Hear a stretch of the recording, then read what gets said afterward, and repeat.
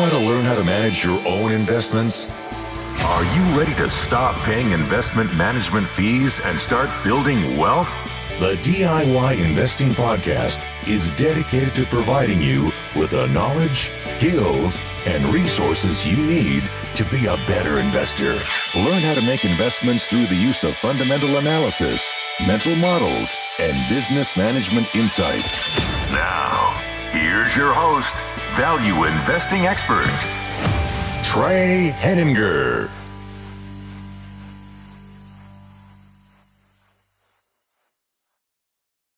Hello and welcome to episode 21 of the DIY Investing Podcast. My name is Trey Henninger and I'm your host. In today's episode, I will be discussing the Keystone habits of a healthy lifestyle. These habits will help you improve your personal health and are also likely to improve your personal finances as well. As it turns out, saving money and a healthy lifestyle often go hand in hand. A brief reminder that this is a listener-supported podcast. In order to avoid outside advertisements, I have sought to create a direct-to-consumer model where I seek support from you, the listener. Please consider becoming a patron of this podcast at diyinvesting.org/patron in order to help me continue creating great investing content. I've established rewards that are focused on providing investment help to you as a DIY investor. This focuses on analysis of quality of companies, intrinsic values, and insight into my personal investing process. I hope you'll check it out at diyinvesting.org/patron. Now, on to the rest of the show. Keystone habits are those habits that focus on providing value above and beyond the habit itself. These are habits that, by adopting a single habit, can provide rewards throughout the rest of your life and throughout the rest of the focus of that habit. So this is the last part of this series where I'm discussing Keystone habits. And today I want to discuss habits of a healthy lifestyle, specifically Keystone habits of a healthy lifestyle. Now, as an investment-focused podcast, this might seem off track, but it is my belief that health and wealth are tied very closely together. Spending on health expenses is one of the largest expenses you can expect to spend in your old age.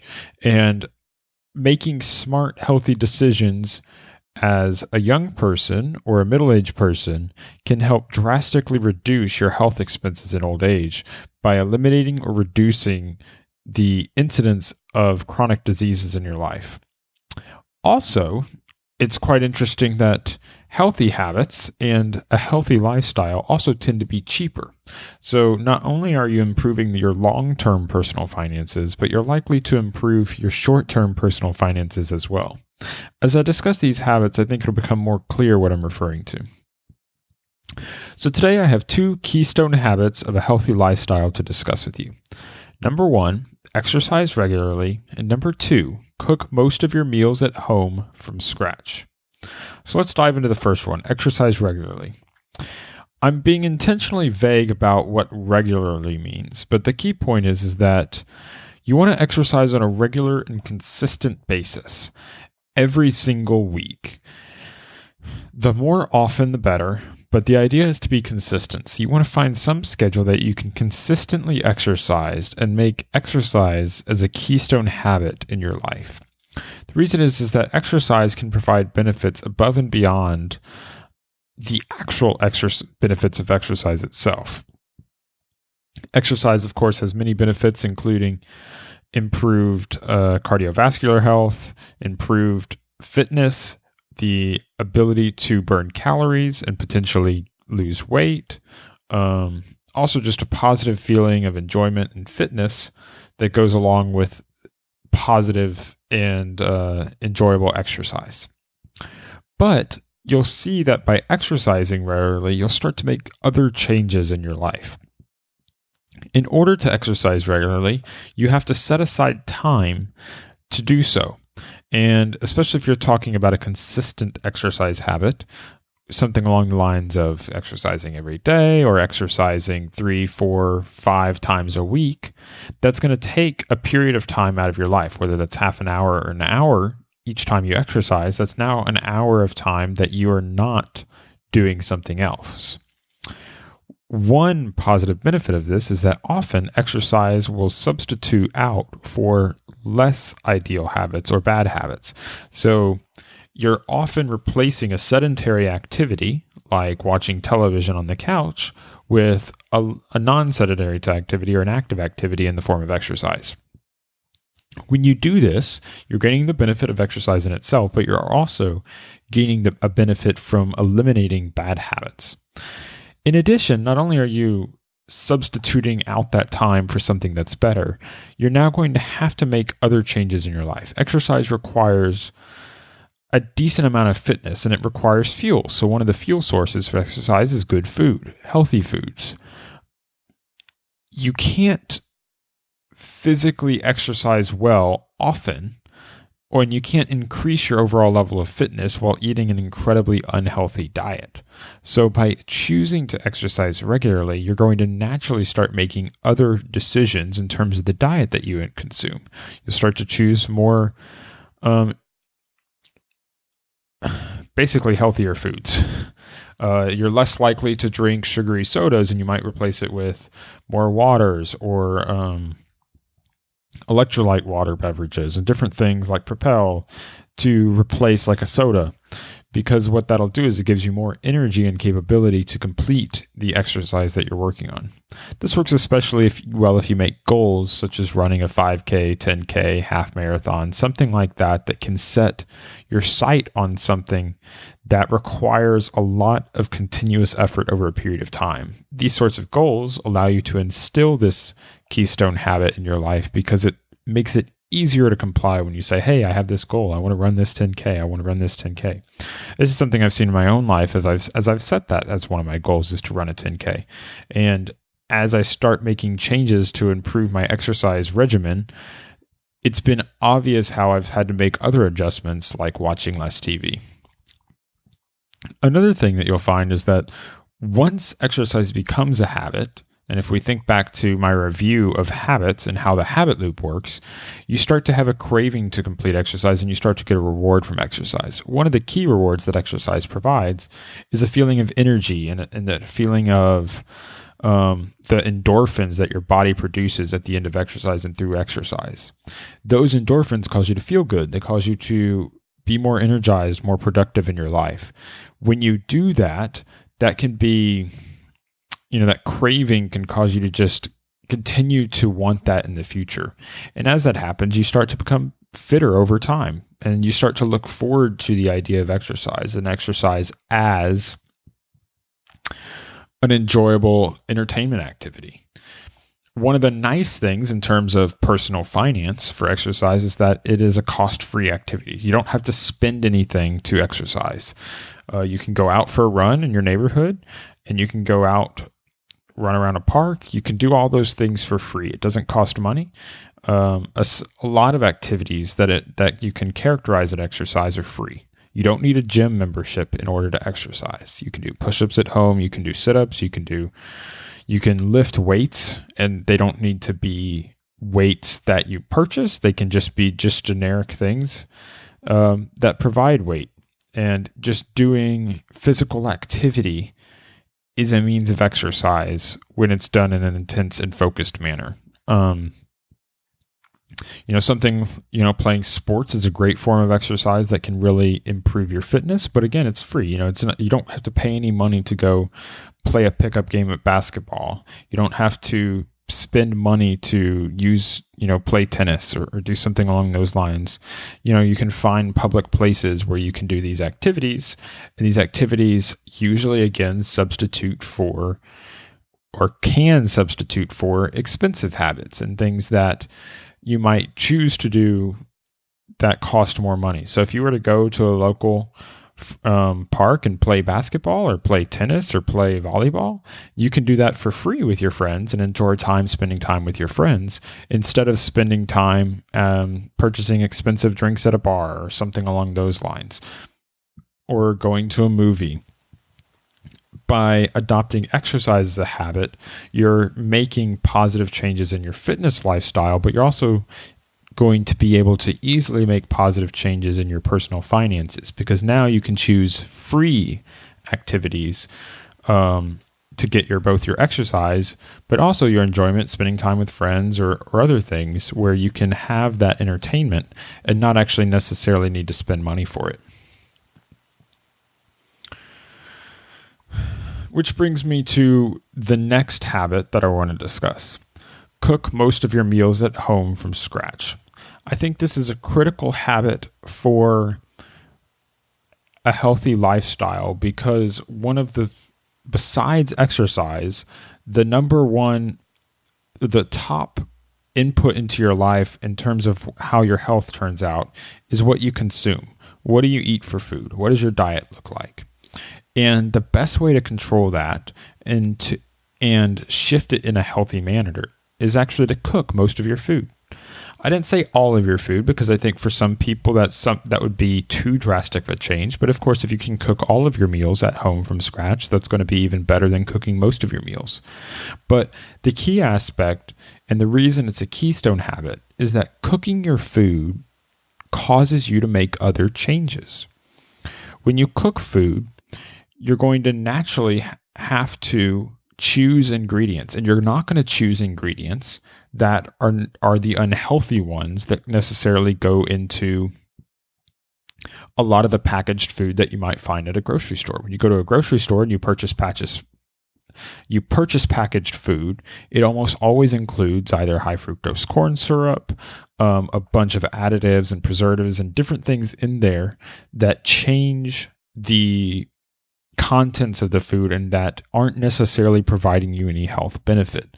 When you're consuming that, I certainly can't say that there are going to be negative outcomes of that, but it's certainly not helping you to consume a lot of preservatives, stabilizers, and different things in your diet.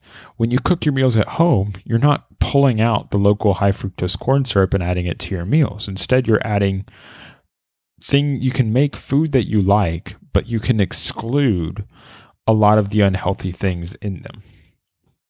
It's not to say that you have to, but that's going to be one of the natural consequences when you start cooking food at home instead of eating it out or buying packaged food and not preparing your food from scratch.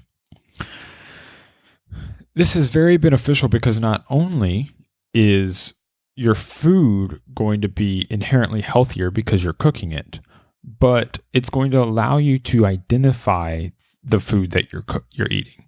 When you cook your own food, and whether it's following a recipe or some other means of preparing your food, you know everything that goes into it. One of the biggest hazards that we have in our society in terms of being healthy is that we don't know what we're eating. Without taking an active effort to identify what is in your food, you're not going to understand necessarily what's in it. And I found it difficult over the past few years as I've become more and more aware of what it takes to identify healthy ingredients and different things in food, that if I'm eating something that I haven't prepared, it's very difficult to me to be assured that I'm eating something healthy and that I'm eating in a manner that reflects my goals and my values. What that means is that I've gained a lot of benefits from starting to cook a lot of meals at home. I know what goes into my food. I know how much sugar is in my food. I know how much fat is in my food because I'm preparing it. I know what's part of the recipe. And by doing that, I can choose recipes that match what I'm seeking in my diet. The other aspect here that brings it back to personal finance is that cooking your food is going to generally be cheaper than buying packaged foods. When you buy a packaged food, it's very easy for your meal to cost $5, $10, $15 per person because you're buying a packaged, microwave dinner or a frozen pizza. Those food items can be very expensive. There's a huge difference between spending $5, $10, or $15 per person per meal than spending $1 or 50 cents or $2 per meal when you prepare a meal from scratch. You can even go cheaper than that depending upon how you're buying your food, how you're preparing it, how much expensive ingredients you're adding, especially as you cook more with whole foods. They're actually relatively cheap. And if you go look at the true price of what it costs to buy bananas or to buy fruits, vegetables, they're relatively cheap. When you buy the whole foods, whole grains, rice, beans, when you're buying these things, they're not actually that expensive. The expensive stuff is when you buy the added value food that's packaged. Those packaged foods also have less ingredients that are beneficial to you. Buying the non-whole foods actually makes it harder to be healthy. Now, it's partly because in the processing of those foods, in order to make them last a long time, they have to pull out a lot of the nutrients that go into them. And they can then add back nutrients, but there's always the guess that maybe they don't add back everything, or maybe your body doesn't consume it as well.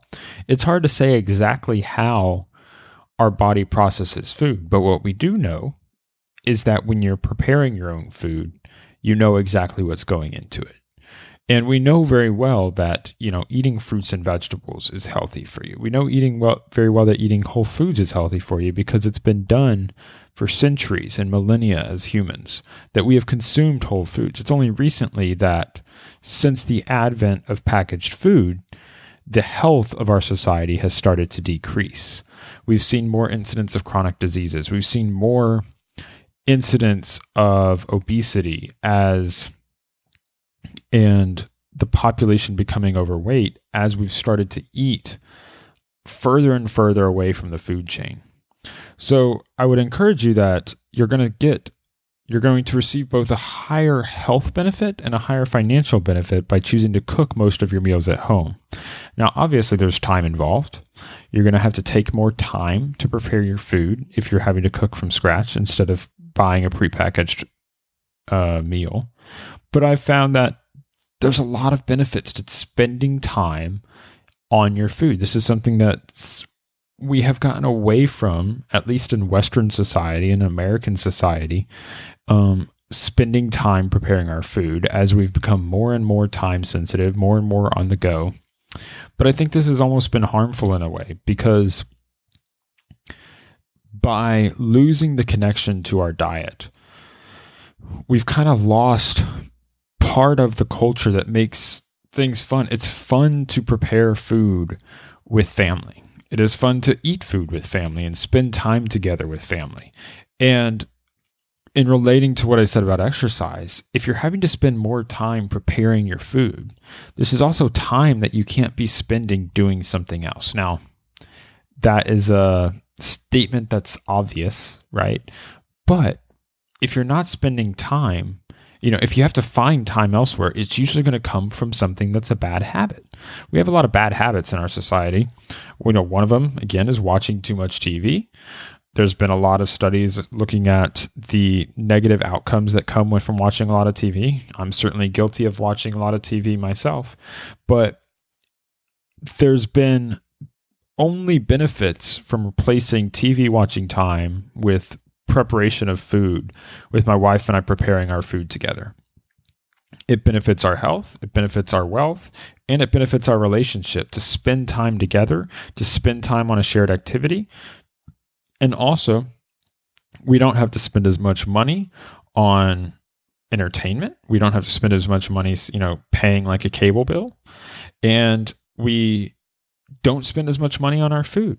So not only have we improved the health in our life, we're improving our personal finances, improving our relationships, and we're making better decisions. That's just my experience. Of course, you'll have to see for yourself. But I know that for me, each time I've adopted one of these two Keystone habits, which I've been making an effort on over the last year or two, is that I've seen benefits across my life. I'm saving money. I'm spending less. But I'm also happier. I'm spending more time with family and friends, and I'm spending more time doing things that make me healthier. And so those things all kind of go together and create this compounding effect, which is really beneficial. So I don't want to harp on this too much. I think that there's plenty of other areas that you could look into to learn more about this. One of the things that there's 2 books that I would encourage you to check out if you're interested in the benefits of cooking food at home. That is In Defense of Food by Michael Pollan and The Omnivore's Dilemma by Michael Pollan. I'm currently working my way through The Omnivore's Dilemma, but just recently finished In Defense of Food, and I highly encourage you to check those out. I'll have links to them in the show notes for your podcast. You should be able to see it on your phone, or wherever you're listening to this podcast. Those will be in the show notes available for you. If you'd like to check those books out, I've really enjoyed them and highly recommend it. The benefits of exercise, of course, are much well studied. I don't need to cite a book source for you, but if you would like some sources, just feel free to Google the benefits of exercise, and I'm sure you'll have millions of hits. So anyway, thank you for listening to this podcast. I firmly believe that adopting these 2 keystone habits of exercising regularly and cooking your meals at home from scratch will benefit both your health and your wealth. Thank you for listening. And if you'd like to learn more, you can check out my full show notes for this episode at DIYinvesting.org/episode 21. And this is a listener-supported podcast. If you've gained value from today's content, please consider supporting the show financially as a patron. You can become a patron at DIYinvesting.org/PATRON. Your financial support is what allows me to continue creating this free investment content without any advertisements. Thank you for listening, and until next time, stop paying fees, start building wealth.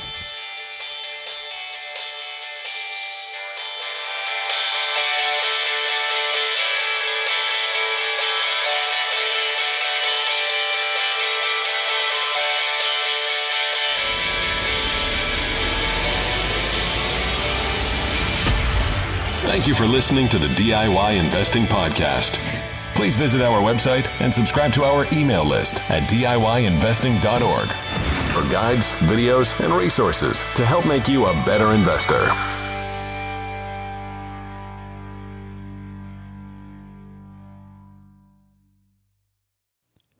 The DIY Investing Podcast is presented for general informational and entertainment purposes only. I have not considered your specific situation or risk profile, and I have not provided investment advice. The information presented on the DIY Investing Podcast should not be construed as investment advice. The views and opinions expressed on the DIY Investing Podcast are those of the participants and do not necessarily reflect those of the show's host or sponsors. DIY Investing, its producers, sponsors, and host, Trey Henniger, shall not be liable for losses resulting from investment decisions based upon information or viewpoints presented on the DIY Investing Podcast.